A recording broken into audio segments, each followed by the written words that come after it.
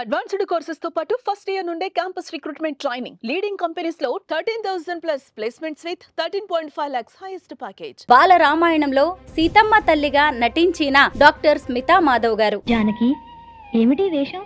మీతో పాటే నేను. తండ్రి మాట అనుసరించడం మీ ధర్మం, మీ అడుగుజాడల్లో నడవటం నా ధర్మం. బాల రామాయణం మూవీ చాలా కాలం నడిచింది కదా ఆ సినిమా నిర్మాణం అనేది. అప్పుడు మీకు ఎవరైనా ఫ్రెండ్స్ అయ్యారా? రావణాసుడు తారక్ బాగా జోక్ చేసేవాడు తనప్పుడు, సీతమ్మతో మాట్లాడు, సీతమ్మతో మాట్లాడు. కీర్తి సురేష్ సావిత్రిగా యాక్ట్ చేసిన మహానటి సినిమా చూసారా? చూసాను. ఏమనిపించింది ఆ సినిమా చూసి? అయితే చాలా సినిమా ఆఫర్స్ వచ్చినా గానీ కాదు అన్నారు అని చెప్పారు కదా, ఆ సినిమాలు ఏంటో గుర్తుందా? నువ్వే కావాలి అని ఒకటి, జయం డైరెక్టర్ గారు. అవి చూసినప్పుడు తప్పకుండా ఈవిడ చేసినంత బాగా నేను డెఫినెట్గా చేసి ఉండలేను అని మాత్రం అనిపించింది. అందరికీ నమస్కారం, నేను Swaroopa Putlapalli. Welcome to Suman TV. ప్రస్తుతం నాతో పాటు ఉన్న గెస్ట్ బాల రామాయణంలో సీతమ్మ తల్లిగా నటించిన డాక్టర్ స్మితా మాధవ్ గారు. జూనియర్ ఎన్టీఆర్ సరసన ఆమె హీరోయిన్గా నటించారు. అయితే ఆ తర్వాత ఎన్నో పెద్ద సినిమా ఆఫర్స్ వచ్చినా గానీ స్మితా మాధవ్ గారు ఎందుకు యాక్ట్ చేయలేదు? భరతనాట్యం కళాకారిణిగా ఆమె సాధించిన విజయాలు, అలాగే ఫ్యూచర్ ప్రాజెక్ట్స్, బాల రామాయణంకి సంబంధించిన ఎన్నో విశేషాలను స్మితా మాధవ్ గారిని అడిగి తెలుసుకుందాం. నమస్తే స్మిత గారు. నమస్కారం మా. మీ ఇంటికి వచ్చి మీ హోమ్ టూర్ చేసిన తర్వాత మాకు ఎన్ని కాల్స్ వస్తున్నాయో, ఫోన్ కాల్స్, అలాగే కామెంట్స్ కూడా వస్తూ ఉన్నాయి. స్మిత గారికి సీరియల్స్లో ఆఫర్స్ ఇస్తామని, సినిమాల్లో యాక్ట్ చేయమని ఇలా చాలామంది అడుగుతూ ఉన్నారు, కాల్స్ చేస్తున్నారు, కామెంట్స్ చేస్తున్నారు. మీ అభిప్రాయం ఏంటి స్మిత గారు? చాలా సంతోషం. అంటే అంతమంది ఇంకా గుర్తుంచుకొని గుర్తుపట్టి నా మీద ఒక గౌరవంతో, ఒక అభిమానంతో అడుగుతున్నారంటే చాలా సంతోషమే. కాకపోతే నేను మీకు చెప్పినట్టు రామాయణం తర్వాత చాలానే ఆఫర్స్ వచ్చాయి. కానీ అప్పుడున్న సందర్భాలు, ఎందుకంటే నేను చదువుల్లో బాగా బిజీగా ఉన్నాను, ఇటువైపు భరతనాట్య కళాకారిణిగా ప్లస్ కర్ణాటక సంగీతం కూడా కచేరీలు అవి ఇస్తున్న సందర్భం అది. అప్పుడు వచ్చిన ఆఫర్స్ ఏమీ నేను యాక్సెప్ట్ చేయలేని పరిస్థితి, నాకు అంత అనుగుణంగా కూడా అనిపించలేదు. బట్ తప్పకుండా మంచి ఆఫర్ వస్తే తప్పకుండా, అంటే మంచి అంటే అన్ని మంచి ఆఫర్స్ అలా అని కాదు, నాకు సూటబుల్గా ఓకే ఇందులో అయితే నేను బాగుంటాను, నేను కంఫర్టబుల్గానే ఉంటాను అని నాకు అనిపిస్తే తప్పకుండా చేస్తానేమో. మీరు మంచి హీరోయిన్గా పేరు తెచ్చుకునే అవకాశం ఖచ్చితంగా ఉంది. అయితే చాలా సినిమా ఆఫర్స్ వచ్చినా కానీ కాదు అన్నారు అని చెప్పారు కదా, ఆ తర్వాత ఆ సినిమాలు హిట్ అయ్యి రిలీజ్ అయిన తర్వాత ఎప్పుడైనా అనిపించిందా నేను చేస్తే బాగుండేది అని? ఆ సినిమాలు ఏంటో గుర్తుందా? యాక్చువల్లీ నాకు పెద్దగా మూవీస్ చూసి అలవాట్లేదు. బట్ ఒకటి తర్వాత టీవీలో అక్కడక్కడ చూసినప్పుడు నేను యాక్సెప్ట్ చేయకపోవడం మంచి డిసిషన్ అనిపించింది. అంటే అవి హిట్ అయ్యాయి, అయ్యో నేను చేయలేదు కదా అని కాకుండా, అవి చూసినప్పుడు తప్పకుండా ఈవిడ చేసినంత బాగా నేను డెఫినెట్గా చేసి ఉండలేను అని మాత్రం అనిపించింది. అంటే ఏ మాటకి ఆ మాట మన గురించి మనకు ఒక అసెస్మెంట్ ఉండాలి కదా. ఏ పనులు మనకు వచ్చు, ఏవి మనకి రావు అన్నది మనకు ఫస్ట్ తెలియాలి. ఏది మనకు వస్తుంది అన్నకన్నా దానికన్నా మనకి ఏవి రావు అని మనం ఫస్ట్ గుర్తించాలి ఎవరికి వాళ్ళు. సో అలాంటి మూవీస్ కొన్ని చూసినప్పుడు ఓకే పర్లేదు, నేను యాక్సెప్ట్ చేయకపోవడమే మంచిది. అంటే అన్నీ బాగానే పెద్ద హిట్సే అయినాయి, బట్ నేను అంతగా అందులో సూటబుల్గా ఉండుండేదాన్ని కాదు. సో అందుకని చెప్పి నేను మంచి పనే చేశానని ఈనాటికి నేను భావిస్తాను. సో నాకన్నా బాగా చేశారు చాలామంది. అంటే నాకు ఆ ఆఫర్స్ వచ్చాయి అంటే ఏదో నాకు ఆ రోల్ సూటబుల్ కాదని, అంటే రామాయణంతో నేను అందరికీ పరిచయం అయ్యాను. సో న్యాచురల్గా సినిమా ప్రొడ్యూసర్స్కి కానీ డైరెక్టర్స్కి కానీ గుర్తులో ఉంటాను కదా, ఓ అమ్మాయి చేసింది, అప్పుడు చైల్డ్ ఆర్టిస్ట్ అంటే ఇప్పుడు కొంచెం హీరోయిన్ ఏజ్ వచ్చి ఉండాలి అని అలా నన్ను అడిగారు. కానీ తర్వాత అవి స్క్రీన్లో చూసినప్పుడు ఓకే పర్లేదు, వీళ్ళు నాకన్నా బాగా చేశారు, గుడ్, వాళ్ళు చేసింది మంచి డిసిషన్ అని అనిపించింది. అలా నో రిగ్రెట్స్. మీకు వచ్చిన ఆఫర్ ఏంటి? ఆ హీరోయిన్ని చూసి, ఎవరిని చూసి ఎలా అనిపించింది మీకు? పలానా నాకు నేమ్స్ నేను చెప్పాను కదా, నేను మూవీస్ అంతా చూడను కాబట్టి, బట్ అన్నీ 99, 2000, 2001లో చాలా కాలేజ్ ఓరియంటెడ్ మూవీస్ చాలా వచ్చేవి ఆ టైంలో. సో ఆ మూవీస్ అంటూ ఐ థింక్ నువ్వే కావాలి అని ఒకటి, తర్వాత జయం. ఇన్ఫ్యాక్ట్ వారి పాప మా డైరెక్టర్ గారు డీటెయిల్గా స్టోరీ కూడా చెప్పారు. సో అంటే విత్ ఫుల్ రెస్పెక్ట్, పాపం వాళ్ళు కూడా నన్ను పిలిచి చాలా గౌరవంగానే స్టోరీ అవన్నీ చెప్పడం జరిగింది. బట్ నేను యాక్సెప్ట్ చేయలేదు, బికాస్ నేను అందులో అంత సరిపోతానని నాకు అనిపించలేదు. స్మిత గారు ఇప్పుడు సినిమాల్లో ఆఫర్స్ వస్తే చేస్తారా? ఆ మూవీకి నేను సూట్ అవుతానని అనిపిస్తే ఖచ్చితంగా చేస్తాను. ఇలాంటి క్యారెక్టర్ చేయాలని ఏదైనా ఆలోచన ఉందా? అంటే ఇప్పుడు నా వ్యక్తిత్వం ఏంటో అందరికీ తెలుసు. అంటే నాది ఎటు తిరిగినా అవుట్ అండ్ అవుట్ భారతీయత తో కూడినటువంటి ఒక వ్యక్తిని, అంటే నా ప్రొఫెషన్తో సంబంధం లేకుండా, అంటే నేను భరతనాట్యం చేస్తున్నాను, కర్ణాటక సంగీతం పాడతానని కాదు, నా వ్యక్తిత్వమే అది, నా ధోరణి, నా దృక్పథం, నా మైండ్ సెట్ మొత్తం అంతా భారతీయతకి సంబంధించిన మైండ్ సెటే. సో అది బయట వచ్చేలాగా ఉంటే నేను కంఫర్టబుల్గా చేస్తాను, మేబీ బాగా చేస్తాను, అండ్ ఒక తృప్తి కూడా ఉంటుంది. సో నా న్యాచురల్ పర్సనాలిటీకి దగ్గరగా ఉంటుందని నేను భావిస్తాను. సో అలాంటిది ఏమైనా ఉంటే తప్పకుండా. కీర్తి సురేష్ సావిత్రిగా యాక్ట్ చేసిన మహానటి సినిమా చూసారా? చూశాను. ఏమనిపించింది ఆ సినిమా చూస్తే? చాలా బాగా చేశారు. ఆవిడ పర్ఫార్మెన్స్ కూడా ఎంత బాగా చేశారు, ప్లస్ అన్ని హంగులు కూడా దాంట్లో, అన్ని ఆస్పెక్ట్స్ కూడా ఎంత కష్టపడి ఉంటే అలాంటి ఒక మూవీ చేసుంటారనేది నిజంగా హ్యాట్స్ ఆఫ్ చెప్పాలి.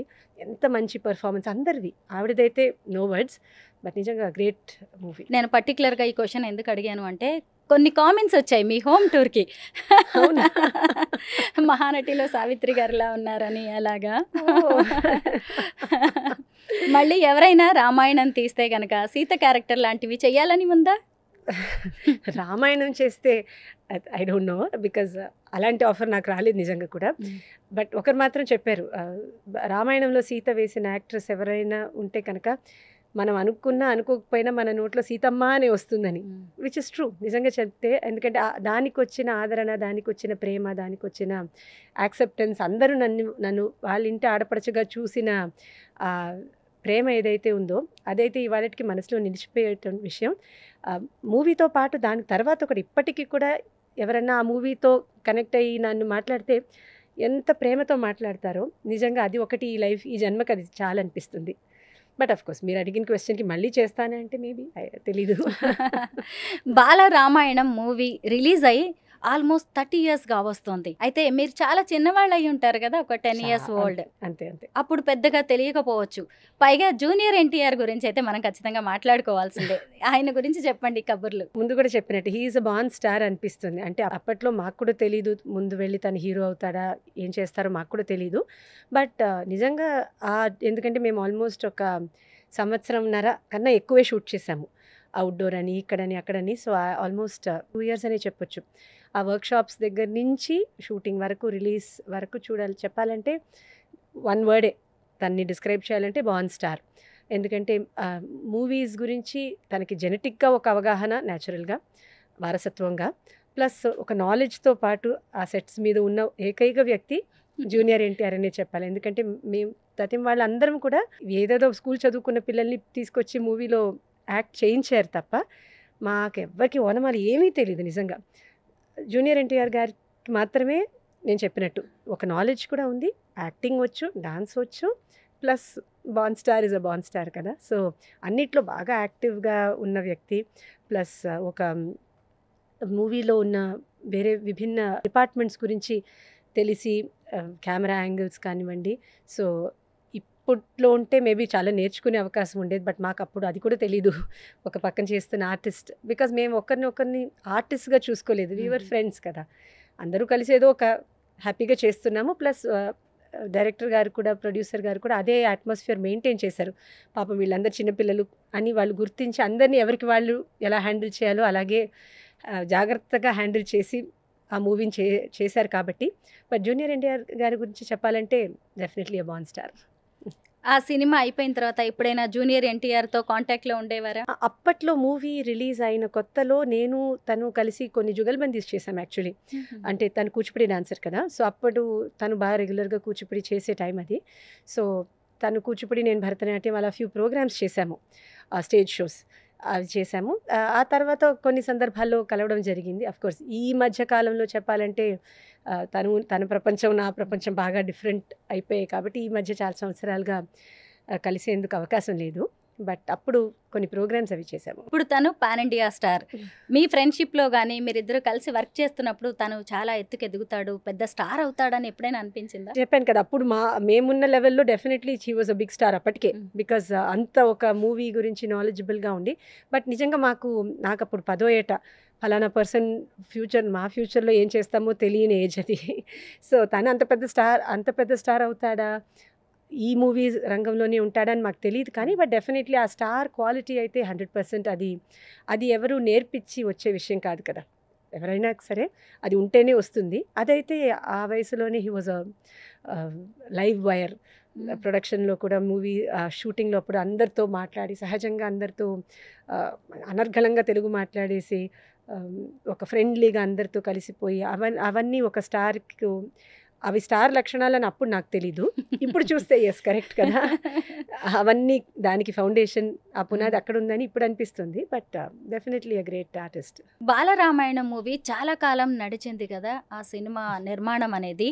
అప్పుడు మీకు ఎవరైనా ఫ్రెండ్స్ అయ్యారా? యాక్చువల్లీ నాకు అప్పుడు చాలా క్లోజ్ రామాయణంలో రావణాసురుడు.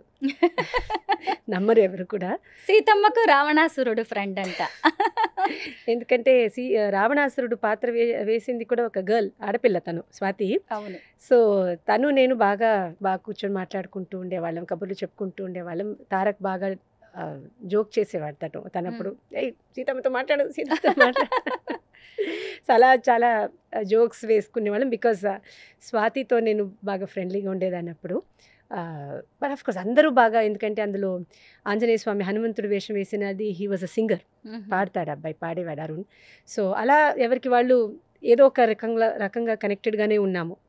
సో అది ఒక మంచి ఫ్యామిలీ అని అప్పుడు ఆల్మోస్ట్ 1.5 2 years నడిచిన ప్రాజెక్ట్ అది.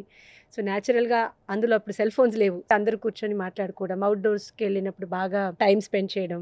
అండ్ ఈ ఎర్లీ మార్నింగ్ షూట్ కంటే పిల్లలు అలా నిద్రపోతూ ఉంటే మదర్స్ వాళ్ళని తట్టి లేపడం. సో అలాంటిది బాగా ఒక ఫ్రెండ్లీ అట్మాస్ఫియర్ అయితే ఉండింది. బాలరామాయణం మూవీ ఆఫర్ వచ్చే టైంకే మీరు స్కూలింగ్, పైగా ఒకవైపు భరతనాట్యం డాన్సర్, క్లాసికల్ సింగర్, స్కూల్కి వెళ్ళాలి, ఇంకొక వైపు సినిమాల్లో నటించాలి, వీటన్నిటిని అంత చిన్న ఏజ్లోనే ఎలా బ్యాలెన్స్ చేశారు? నేను ఎప్పుడు చెప్పినట్టే, చిన్న వయసులో మనం బ్యాలెన్స్ చేయడానికి ఏముండదు, తల్లిదండ్రులే బ్యాలెన్స్ చేసి పెడతారు. మనం చేయవలసిందంతా వాళ్ళు చెప్పిన స్కెడ్యూల్ని పాటించాలి. సో దాన్ని మేనేజ్ చేసిందంటే 100% క్రెడిట్ మా అమ్మ నాన్న ప్లస్ మా అన్నయ్యకి కూడా చెప్పాలి. బికాస్ అప్పుడు తను ఆల్రెడీ 9th 10th స్టాండర్డ్కి వచ్చేసాడు. సో పాపం తను ఏమాత్రం లేదు, అమ్మ నువ్వు నా దగ్గర కూర్చో, నువ్వు చెల్లితో వెళ్తే ఎలా, నాకెలా అని ఏమాత్రం పాపం కంప్లైంట్ చేయకుండా వాడి స్టడీస్ తను చూసుకుంటూ ఐఐటి కోచింగ్ అని ఐఐటి సీట్ తెచ్చుకున్నాడు. మా ఈ రామాయణం టైంలోనే తనకి ఐఐటి ఎంట్రన్స్ దానికి సీట్ వచ్చింది. బట్ టైం మేనేజ్మెంట్ అన్నది అదొక పెద్ద విషయం అని అప్పుడు నాకు పెద్దగా తెలియలేదు, బికాస్ చిన్నతనం కాబట్టి. బట్ ఇప్పుడు వెనక్కి తిరిగి చూసుకుంటే అమ్మో బాగానే మేనేజ్ చేసామని. బట్ దానికి 100% క్రెడిట్ ముఖ్యంగా మా అమ్మగారికి. ఎందుకంటే అవుట్డోర్ షూట్కి వెళ్ళినప్పుడు నాకు బాగా గుర్తు, రిటర్న్ ట్రైన్లో వచ్చేటప్పుడు ట్రైన్లోనే జడ వేసి స్టేషన్కి ఫుడ్ అవి తెప్పించి స్టేషన్ నుంచి స్ట్రైట్గా స్కూల్లో డ్రాప్ చేసి అమ్మ ఇంటికి వెళ్ళేది. షూటింగ్కి వెళ్ళాలంటే అవుట్ స్టేషన్ కాబట్టి స్కూల్ నుంచే స్ట్రైట్ స్టేషన్కి వెళ్ళాము. సో అలా చాలా టైం కష్టపడి మేనేజ్ చేసాము. బట్ 100% క్రెడిట్ అమ్మగారికే చెప్పాలి. మీ లైఫ్ని గమనిస్తుంటే ఎక్కువగా చదువు, ఆ తర్వాత లలిత కళల చుట్టే మీ జీవితం అంతా తిరుగుతున్నట్టుగా కనిపిస్తుంది. అలాగే భరతనాట్యం, క్లాసికల్ సింగింగ్తో మీ అనుబంధం ఏంటో చెప్పండి. క్లాసికల్ సంగీతం అండ్ కర్ణాటక సంగీతం, భరతనాట్యం ఇదైతే నా లైఫ్లో చాలా తొందరగానే ఎంటర్ అయ్యాయి. ఇన్ఫ్యాక్ట్ నాకు ఫస్ట్ నేను సంగీతం నేర్చుకున్నప్పుడు మేబీ నాకు 4 years కూడా నిండుగా లేవేమో. బట్ మా అమ్మకి బాగా కోరిక. భరతనాట్యం కూడా అదే చాలా చిన్నతనంలో నేర్చుకోవడం మొదలుపెట్టాను. అఫ్కోర్స్ అప్పుడు ఫస్ట్ 3-4 దాదాపు 5-6 సంవత్సరాల వరకు ఊరికే లిటరలీ ఆడుకుంటూ పాడుకుంటూ నేర్చుకుంది. బట్ సో దానితోటి ఆ కళలతోటి అనుబంధం అంటే అది చాలా పాత సంబంధమే. సో ఇప్పుడు నేను వెనక తిరిగి చూసుకుంటే నా లైఫ్లో అది ఎప్పుడు ప్రవేశించిందని కూడా నేను చెప్పలేను. ఎందుకంటే ఊహ తెలిసినప్పటి నుంచి నేను ఈ కళల్లోనే ఉన్నాను కాబట్టి అదే నా లైఫ్, ఇంకా ఇదే నా అస్తిత్వం, ఇదే నా ఐడెంటిటీ అన్నట్టు అయిపోయింది. సో మూవీ మాత్రం మధ్యలో వచ్చిన ఒక ఇదనమాట. స్మితా మాధవ్, డాక్టర్ స్మితా మాధవ్ ఎలా అయ్యారు? యాక్చువల్లీ అది ఒక చిత్రమైన స్టోరీ. నేను భరతనాట్యంలో ఎంఏ చేశాను. అదేదో 2006 ఆ టైంలో కంప్లీట్ చేసిన సమయంలో అప్పుడే నాకు వెంటనే పిహెచ్డీలో సీట్ వచ్చింది యాక్చువల్లీ.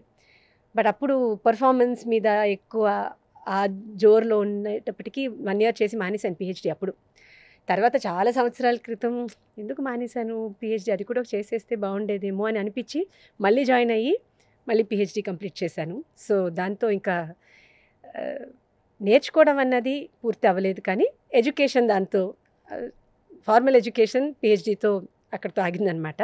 బట్ అఫ్కోర్స్ నేర్చుకోవడం అంటే అందరం నిత్య విద్యార్థులమే కదా, సో రోజు నేర్చుకుంటూనే ఉంటాము. బట్ పిహెచ్డీ చేసింది అది ఒక మంచి మైల్ స్టోన్, అచీవ్మెంట్ కన్నా ఒక మంచి మైల్ స్టోన్. స్మిత గారు, మీరు ఎల్ఎల్బి కూడా చేశారు. అడ్వకేట్గా ప్రాక్టీస్ చేయాలనిపించట్లేదా? కష్టం. ఎందుకంటే అది దానికి కూడా మనం టైం స్పెండ్ చేయాలి. ప్లస్ అది కాకుండా అది మనం ఏదో సరదాగా చేసే విషయం కాదు. ఇంకొకరి విషయం, ఇంకొకరి కష్ట సుఖాలు మనం చేతిలో తీసుకుంటున్న విషయం కదా. బికాజ్ మన క్లయింట్స్ అంటే ఊరికే వాళ్ళు మనకి పేపర్స్ ఇచ్చేవాళ్ళు కాదు. వాళ్ళ ఫ్యూచర్ అందులో ఉంటాయి కొన్ని సందర్భాల్లో. సో దానికి కావాల్సిన సమయం మనం కేటాయించలేకపోతే అది అన్యాయం చేసిన వాళ్ళు అవుతాం. సో అందుకని చెప్పేసి నాకు ఆ ఫీల్డ్ ఎంత ఇష్టమైనా ఒక రకంగా చెప్పాలంటే మనసు చంపుకునే, బట్ ఎందుకంటే వెళ్తే కనుక సరిగ్గా చేయాలి. ఏదో ఇందులో కొంచెం అందులో కొంచెం పెట్టడం న్యాయం కాదు. ప్లస్ కళలు కూడా అది పెద్ద సాధన. చాలా కష్టపడితే కానీ చేయలేను, ఎవరు చేయలేము. సో అందుకని చెప్పేసి నాకు ఆ ఫీల్డ్ ఎంత ఇష్టమైనా కూడా నేను న్యాయం చేయలేను అని దూరంగా ఉండే పరిస్థితి అనమాట. మీరు కరెక్ట్గా యంగేజ్లో ఉన్న టైంలో, టీనేజ్లో మీరు సినిమా ఆఫర్స్ని కనుక యాక్సెప్ట్ చేసుంటే ఖచ్చితంగా పెద్ద హీరోయిన్ అయితే అయ్యేవాళ్ళు. ఇప్పుడు బాలరామాయణంలో సీతమ్మగా ఎలా గుర్తుపెట్టుకుంటున్నామో అలా గుర్తుపెట్టుకునే పాత్రలు అయితే చేసేవాళ్ళు. అయితే ఇప్పుడు స్మితా మాధవ్ పర్సనల్ లైఫ్ గురించి తెలుసుకోవాలని చాలామందికి ఉంటుంది. మీ వారేం చేస్తుంటారు, పిల్లలు? మా వారు పాలిటిషియన్. సో బట్ వారు చదువుకుంది సిఆర్ కేశవన్ గారని, బీజేపీకి నేషనల్ స్పోక్స్ పర్సన్గా చేస్తారు. తో నేను ఎల్ఎల్బి చదువుకొని కళాకారిణిగా ఎలా ఉంటున్నానో, తను is computer engineer by qualification. But politics మీద ప్యాషన్తో, అంటే పాలిటిక్స్ మీద ప్యాషన్ కన్నా ప్రజాసేవకి ఏమైనా ఒక మంచి పని చేయాలన్న ఒక ప్యాషన్తో ఒక బిజినెస్ స్థాపించి అందులో కొన్ని సంవత్సరాలు స్థిరపడి, ఆ తర్వాత అంటే పాలిటిక్స్కి వచ్చినా కూడా అది సరైన కారణాలకి చేయాలన్న ఒక కోరిక. సో వారి లైన్ అది. సో తన లైన్ నా లైన్ చాలా డిఫరెంట్. బట్ అది మాకు కూతురు, చిన్న పాప. సో తను చిన్నది. సో అది మా లైఫ్. పాప పేరు దయా. దయా, బాగుందండి. ఏంటి పర్టికులర్గా నేమ్ పెట్టడానికి రీజన్ ఏదైనా ఉందా? అంటే దయా శతకం ఒకటి చదువుకుంటూ ఉంటాం ఇప్పుడు. సో అందుకే అది. ప్లస్ ఆఫ్ కోర్స్ మాది చెప్పాను కదా, వైష్ణవ సంప్రదాయంలో దయాదేవి. సో స్వామివారి యొక్క దయ. సో దాని గురించి ఎక్కువ మాట్లాడుతూ ఉంటాము. సో చిన్న పేరు, క్యూట్గా అనిపించింది. క్యూట్ నేమ్, చిన్నది. బాగుంది బాగుంది, మాకు కూడా నచ్చేసింది. స్మిత గారు, మీరు ఒకవైపు డాన్సర్గా, ఇంకొక వైపు మళ్ళీ సింగర్గా చాలా బిజీగా ఉన్నారు. అయితే ఇప్పుడు డాన్స్ టీచర్గా కూడా మారారు. ఎలా ఉంది ఆ లైఫ్? యాక్చువల్లీ నేను చాలా సంవత్సరాల నుంచి చెప్తూ ఉన్నాను డాన్స్. మా గురువు గారి దగ్గర నేను నేర్చుకున్న సమయంలోనే వారి అడ్వైస్ మేరకు నేను అప్పుడు కూడా క్లాసెస్ చెప్తూ ఉండేదాన్ని. అంటే గురువుగారి అడ్వైస్తో తను ఆవిడ ఎలా చెప్పమని చెప్పారో అలాగే ఫాలో అయ్యి. సో నా కాలేజ్ డేస్ నుంచే నేను నేర్పిస్తూ ఉన్నాను. అఫ్కోర్స్ కొన్ని సంవత్సరాల తర్వాత ప్రాపర్గా స్కూల్ అంటూ పెట్టుకొని అకాడమీ అని, వర్ణ ఆర్ట్స్ అకాడమీ అని ఒక పేరుతో దాన్ని పెడుతున్నాము. బట్ టీచింగ్ అనేది ఒక రకంగా లెర్నింగే. ఎందుకంటే మనం చెప్తున్నప్పుడు 10 మంది విద్యార్థులు ఉంటే వాళ్ళకి 10 రకాలుగా చెప్పాలి. వాళ్ళకి నేర్పించే ఆ ప్రాసెస్లో మనం చాలా నేర్చుకుంటాము. సో నాకు చాలా ఇంట్రెస్టింగ్గా అనిపిస్తుంటుంది. చాలా నచ్చి, చాలా ఇష్టంగా నేను నేర్పిస్తుంటాను. బికాజ్ నిజంగా మనం నేర్చుకున్న కళని మళ్ళీ మనం చూసుకోవడానికి, కొత్త కొత్త కోణాల్లో దాన్ని గమనించి మళ్ళీ నేర్చుకోవడానికి అది ఒక చక్కటి అవకాశం. సో అందుకని నేను కర్ణాటక సంగీతం నేర్పించినా, ఇటు భరతనాట్యం నేర్పించినా చాలా ఆసక్తితో నేర్పిస్తానన్నమాట. మీ హోమ్ టూర్ వీడియో చూసిన చాలామంది కామెంట్స్ చేశారనమాట, మీ డాన్స్ స్కూల్ అడ్రస్ చెప్పమని. హైదరాబాద్లో జూబ్లీ హిల్స్లో మా డాన్స్ స్కూల్. సో మీరు గూగుల్ చేస్తే కూడా కనిపిస్తుంటుంది. జూబ్లీ హిల్స్లో మా డాన్స్ క్లాస్ స్టూడియో అంతా అక్కడే ఉందన్నమాట. సో ఎవరికి ఇంట్రెస్ట్ ఉంటే నేర్చుకోవచ్చు. మీరు తమిళియన్, నేను చెప్తే గానీ ఇప్పుడు చాలా మందికి తెలియకపోవచ్చు. తెలుగు ఇంత అందంగా, ఇంత అద్భుతంగా ఎలా మాట్లాడుతున్నారు? అంటే నేను పెరిగిందంతా ఇక్కడే హైదరాబాద్లోనే. పుట్టింది మధురైలో పుట్టాను, కానీ పెరిగిందంతా హైదరాబాద్. దానికి తోడు మా ఇంట్లో మా అమ్మగారు కానీ నాన్నగారికి ఇద్దరికి కూడా భాష మాట్లాడితే సరిగ్గా మాట్లాడాలి అని అదొకటి. సో 2 మాతృభాష కానీ తెలుగు, హిందీ అన్నీ కూడా. ఇన్ఫ్యాక్ట్ మా చిన్నతనంలో ఇంగ్లీష్లో ఇంట్లో మాట్లాడితే అమ్మ నాన్న ఇద్దరు పలకరు, ఇలా స్ట్రైట్గా ఒక ఎక్స్ప్రెషన్ ఇస్తారనమాట. సో ఇంట్లో అమ్మ నాన్నతో మాట్లాడినప్పుడు తమిళే మాట్లాడాలి. అదేవిధంగా బయట మాట్లాడినప్పుడు తెలుగు. అఫ్కోర్స్ తెలుగు ఎలా బాగా మాట్లాడతానంటే నిజంగా అది కూడా భాగ్యమే. నా చిన్నతనంలో నా చుట్టూతో ఉన్న వాళ్ళందరూ బాగా తెలుగు మాట్లాడేవాళ్ళు.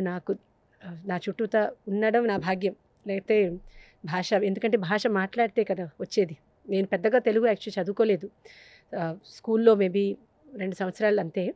పెద్దగా తెలుగు చదువుకోలేదు, కానీ తెలుగు మాట్లాడుతున్నానంటే మా ఇంట్లో భోజనం తయారు చేసే ఆవిడ దగ్గర నుంచి వాళ్ళందరే నా గురువులు.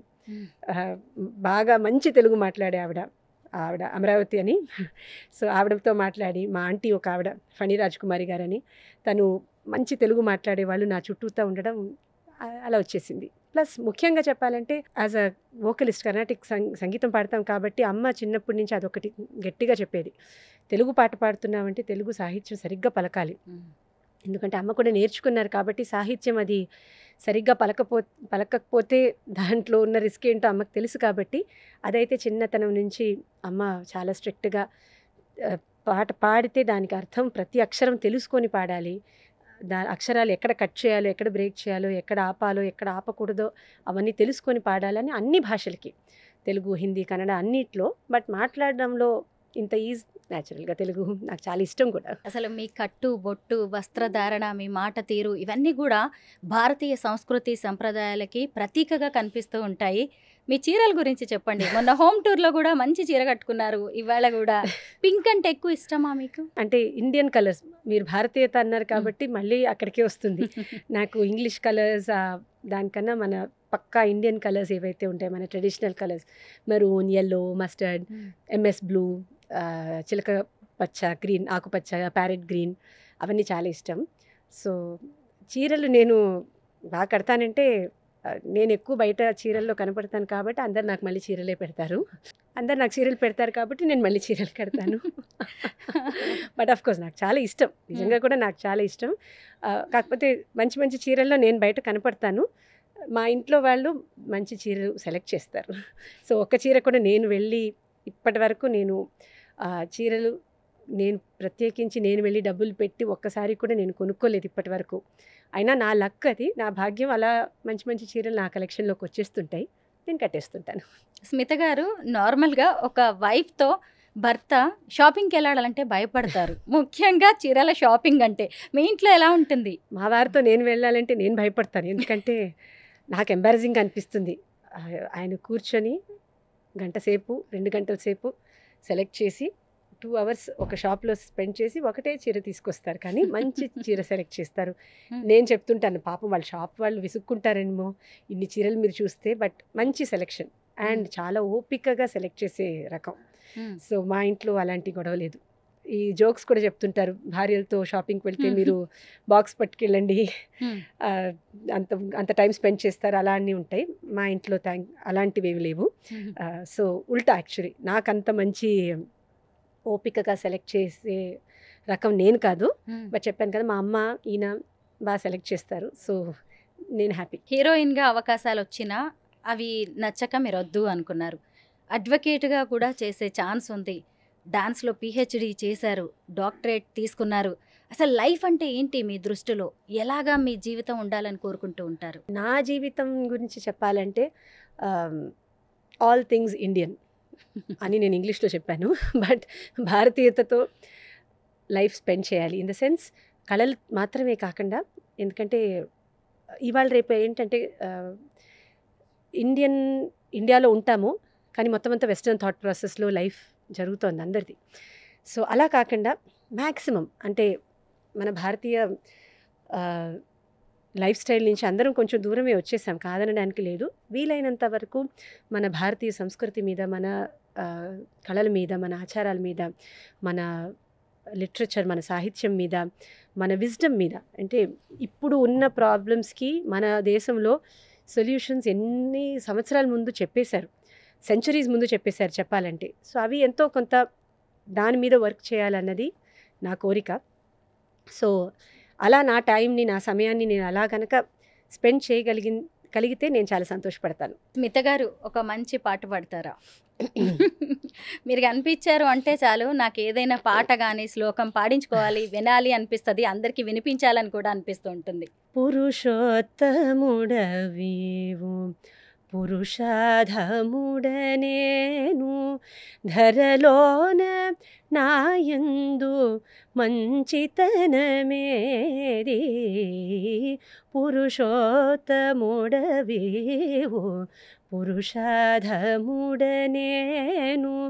ధరలోన నాయందు మంచితనమేది